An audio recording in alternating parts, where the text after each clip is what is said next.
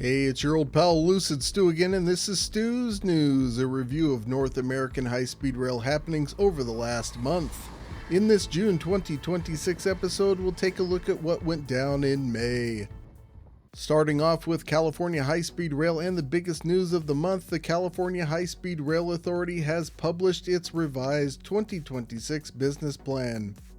This is very similar to the draft plan, but contains a few extra goodies. Two really important new revelations: if the legislature does not adequately alter SB 198, expenses through completion of the initial operating segment between Merced and Bakersfield could be $47 billion or more. SB 198 is a law from 2022 that defined the IOS as 171 miles of dual track from downtown Merced to Bakersfield. The authority wants to alter the deal. Pray I don't alter it any further. Opening with 162 miles of mostly single track and stations just outside of both Merced and Bakersfield. Timelines for a version faithful to SB 198 show it wouldn't be open for service until 2038, assuming it was adequately funded. There is a bill up for consideration in the state legislature that will alter SB 198, but it doesn't touch the definition part. So for now, the $47 billion version is what they must build. The estimate for expenses through construction of the single-tracked plan is now up to $35.7 billion, which is still tenuously on track for a 2033 opening. Their total estimated funding is $39.3 billion. That leaves $3.6 billion, but there's a catch. $20 billion of that $39.3 billion will show up at a pace of $1 billion a year through 2045, when all of it is needed before 2030. If the authority does not get that money up front, they predict that cost growth will exceed funding and the IOS will not be completed without additional funding. Revelation number 2. Minimum estimated cost to finance that $20 billion of cap and invest carbon tax money to get it up front? $3.6 billion, oddly enough, but it's likely to be quite a bit more. So the authority doesn't have the money to finish even the single-tracked version of the iOS. What are some alternatives? Well, more funding, of course. This could happen with a new governor. We'll see who it is in November. Another option would be truncating the iOS yet again, this time to 130 miles. Sorry, Merced, there aren't enough funds, plus we've already reached Madera 35 miles to the southeast and can hook up with Amtrak there. Madera as a temporary northern terminus would save about $3.5 billion over Merced, and that possibly puts funding in the clear for both the financed and unfinanced versions. SB 198's more expensive definition expires in 2030, so I think this is a very real scenario regardless of the legislature. The question then is whether service would start between Bakersfield and Madera in 2033-ish or 2038-ish. It still looks like a coherent iOS is possible, but they're really starting to cut it close, and there may be even more delay for opening. Speaking of that, the UK recently reconfigured expectations of its 140-mile HS2 project, stating it will now cost £102 billion or $138 billion and won't be running until at least 2036 and possibly as late as 2039. So look on the bright side, California, things could be even worse. And just when you thought things couldn't get any wackier, Caltrans thought this month would be a good time to announce a study into high-speed buses. No, this isn't an Onion video. California could, unironically, be running buses at up to 140 miles per hour on state roadways sometime in the future.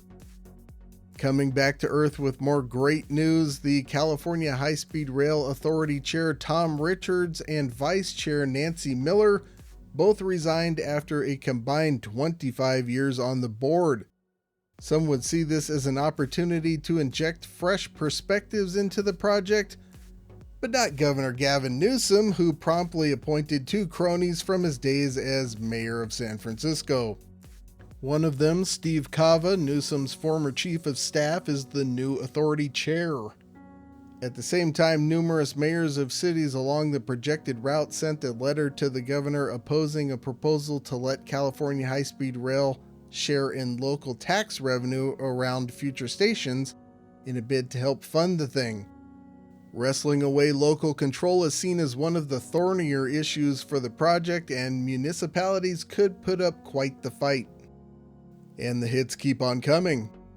The Shafter City Council is forwarding plans for a proposed housing development that would directly conflict with California high-speed rail's path through the city. This may be leverage on the city's part to get a favorable outcome in its dispute with the California High-Speed Rail Authority over right-of-way that runs through the middle of town and how to handle subsequent grade separation. It's up in the air for now, but it's one more thing the project gets to deal with on a very tight schedule and a very tight budget. Finally, one story on the bright side, Vossloh has announced a $45 million contract to provide the project with concrete ties for its first 119 miles of track laying. Those will be produced at the Vossloh plant in Pueblo, Colorado. Track laying is scheduled to begin at the end of 2026. Now let's take a look at the Central Valley numbers. Capital outlay budget summary terrible once more at $115 million expended in March. Keep in mind these reports run 2 months behind. 3/4 of the fiscal year is gone and they've only expended 56% of their budget, so that's another certain miss for the year. That results in mediocre design build expenditures of $71.2 million for the month. The lack of thrill is projected to continue in April's results. Average daily on-site workers was back to peak levels at 1,601. Construction progress, structures. 1 new structure completed, 33 to go. That is 5 behind the schedule from last year, but in line with the new schedule from last month. By the way, this report contains a lot more information for tracking structures and guideway down to the structure and guideway section. Most of the delay into 2027 is in Fresno, but the Tide Arch Bridge over State Route 43 north of Hanford has also slipped into next year. For guideway, they finished 3 more miles in March, bringing the total to 84 out of 119. That is 8 miles behind last year's schedule and even with the new schedule. CP1 earned value chart, the late line has been adjusted to fit the new schedule, so they're magically not late anymore.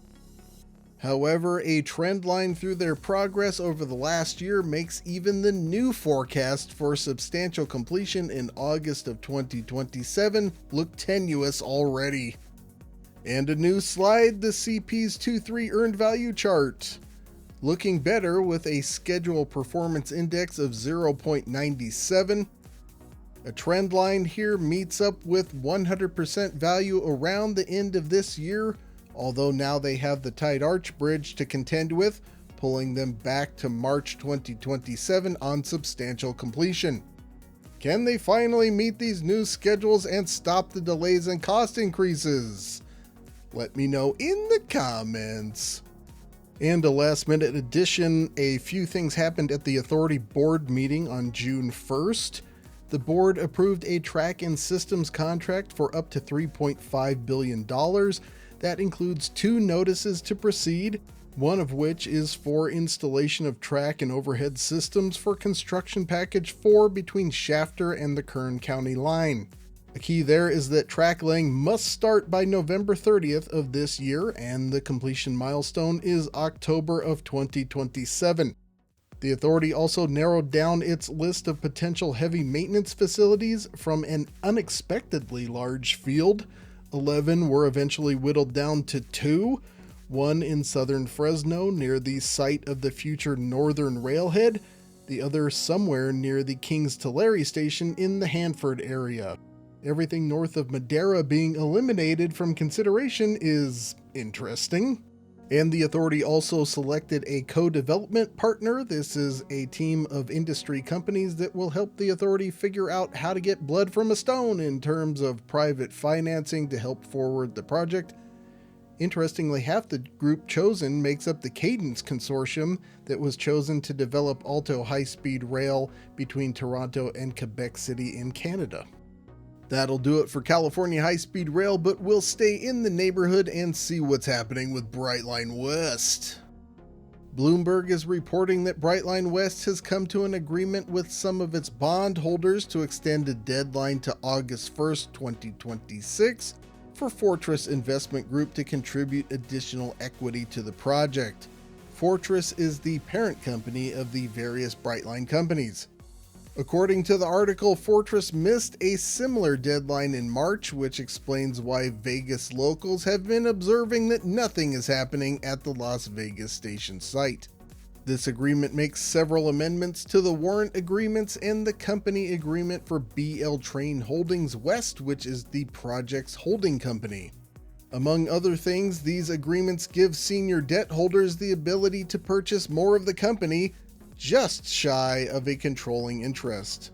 Right now, the project hinges on a $6 billion railroad rehabilitation and improvement financing loan from the federal government that Brightline West and now the bondholders are negotiating for. This all comes to a head at the end of July, so cross your fingers. Speaking of the RRIF loan, a group called Reroute the Route has chimed in to oppose it.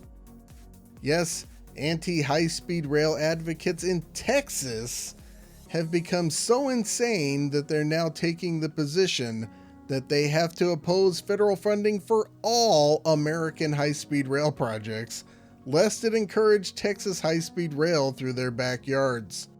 This takes NIMBYism to a whole new level.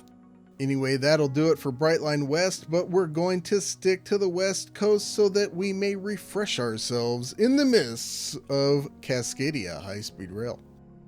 Portland leaders encouraged the Oregon Prosperity Council to include high-speed rail in a report due soon on improving the state's economy.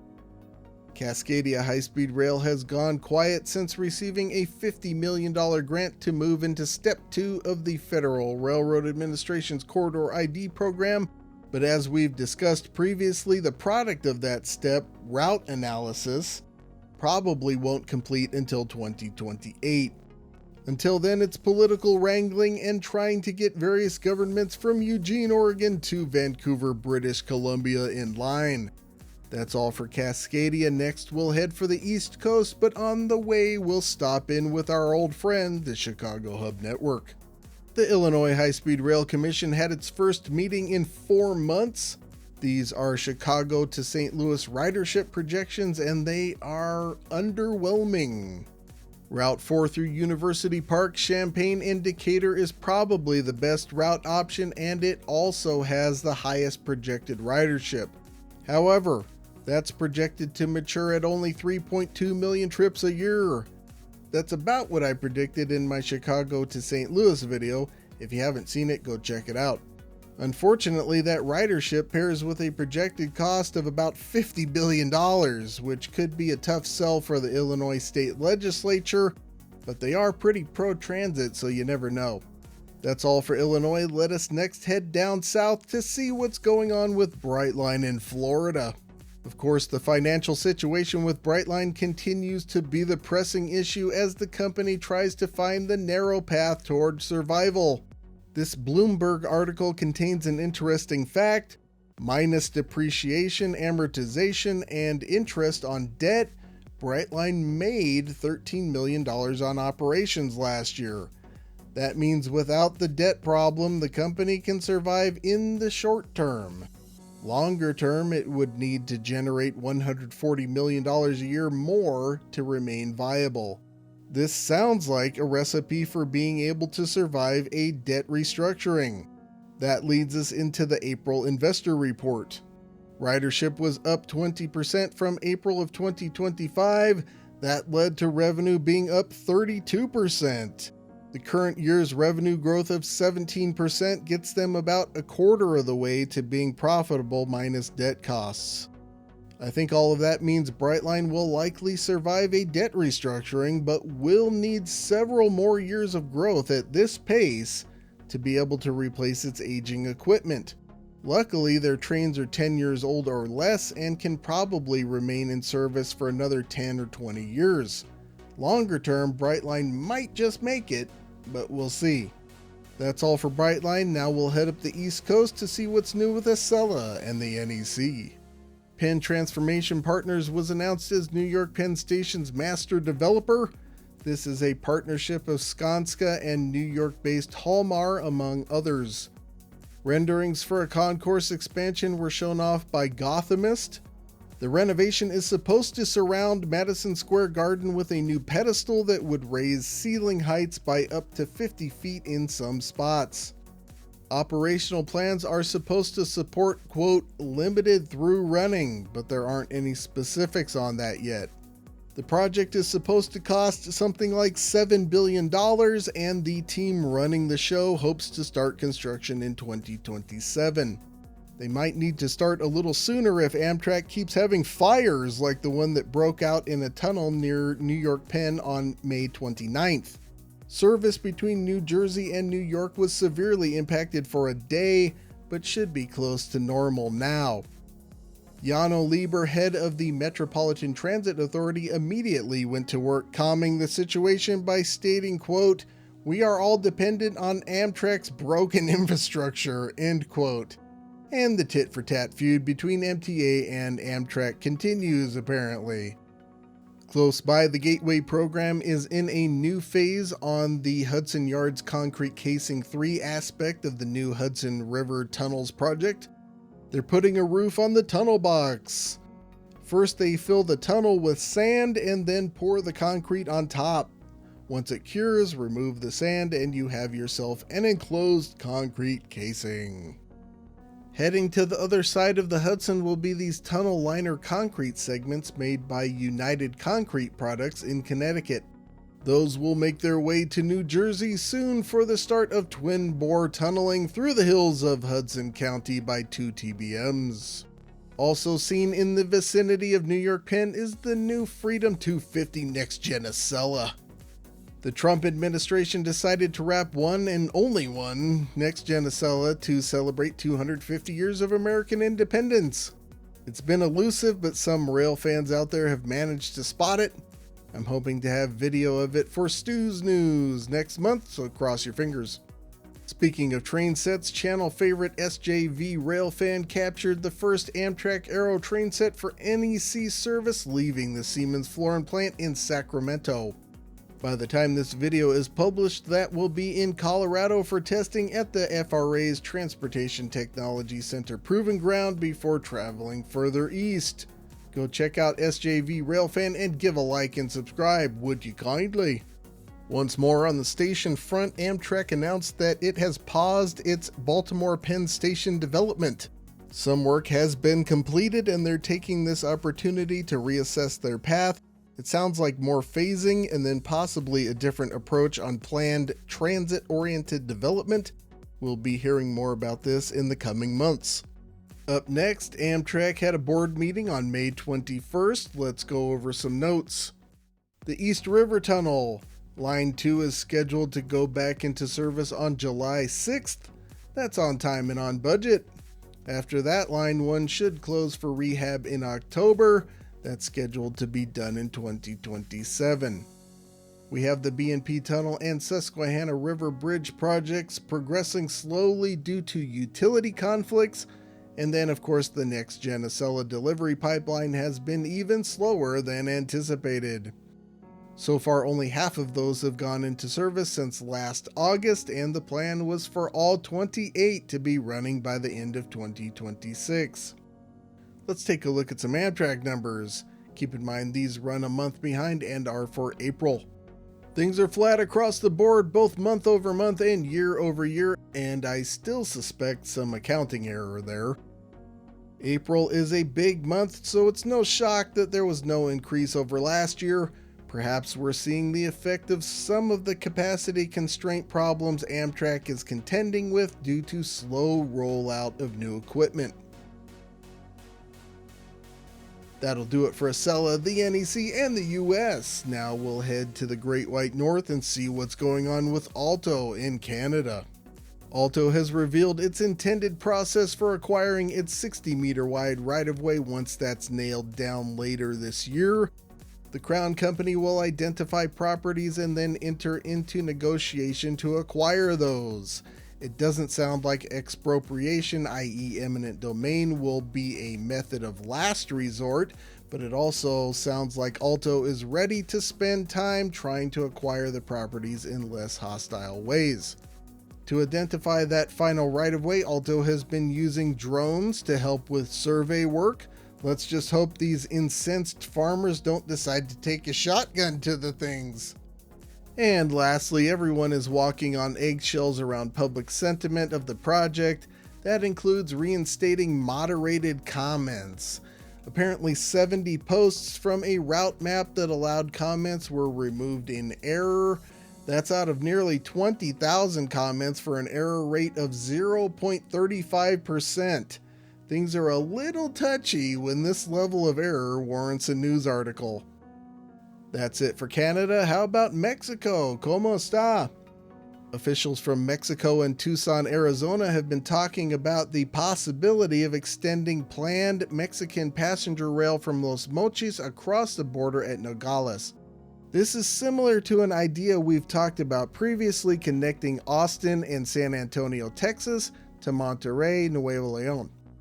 Like many Mexican passenger rail projects, this might have a design speed of 200 kilometers per hour, but a service speed of 160 kilometers per hour, so it might not qualify regularly for the high-speed news.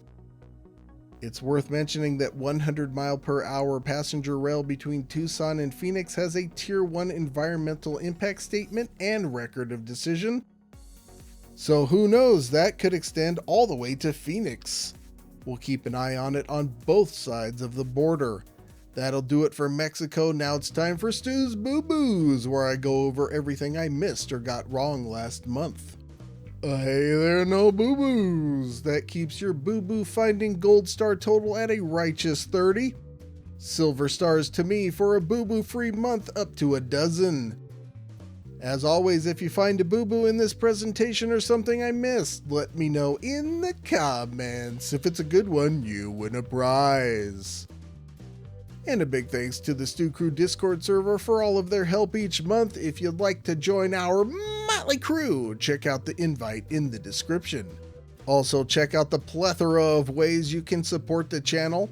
What is a plethora? It's a lot, such as that super thanks button below the video. You can also buy me a coffee or consider joining my Patreon page. Speaking of that, it's time to salute my conspicuous Patreon supporters that help make this content possible.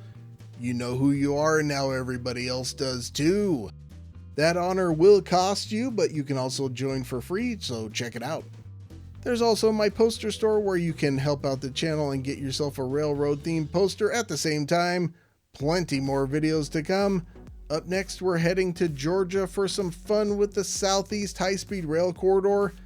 Also coming soon, a response to the finalized California High-Speed Rail 2026 business plan, so don't touch that dial. But that's all for now. Until next time, I'll see you on that big, beautiful freeway.